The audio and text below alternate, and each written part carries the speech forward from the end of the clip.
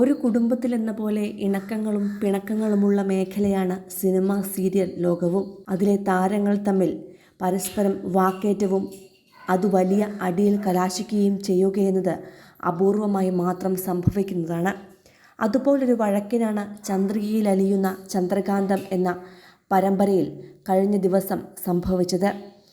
സീരിയലിൻ്റെ ഷൂട്ടിംഗ് നടക്കുന്ന വെള്ളായണിയിലെ വീട്ടിൽ വെച്ച് അപ്രതീക്ഷിത സംഭവ വികാസങ്ങളാണ് അരങ്ങേറിയതെന്ന് പരമ്പരയിലെ മറ്റു താരങ്ങളും ഇപ്പോൾ സാക്ഷ്യപ്പെടുത്തുന്നു.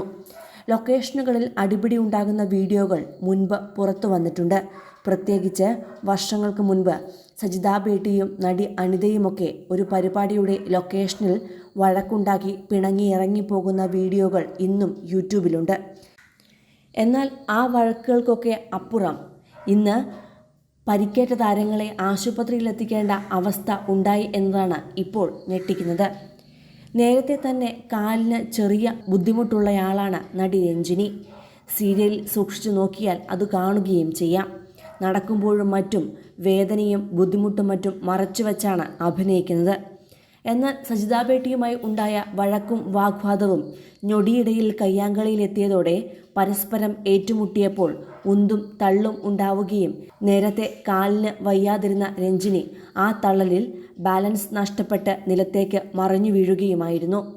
ഇരുവരെയും പിടിച്ചു മാറ്റാൻ സഹതാരങ്ങളും പ്രൊഡക്ഷൻ ടീം അംഗങ്ങളും എത്തിയതോടെ അവർക്കും സജിതയുടെ അടിയേറ്റെന്നാണ് റിപ്പോർട്ട്.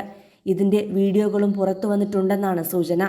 ഇതോടെ ഈ അടിക്കും ബഹളത്തിനുമിടയിൽ ഷൂട്ടിങ്ങിനായി എത്തിച്ച സാധന സാമഗ്രികൾക്കും നാശനഷ്ടങ്ങൾ ഉണ്ടായതോടെ ലക്ഷങ്ങളുടെ സാമ്പത്തിക നഷ്ടമാണ് നിർമ്മാതാവിനും സംഭവിച്ചിരിക്കുന്നത്.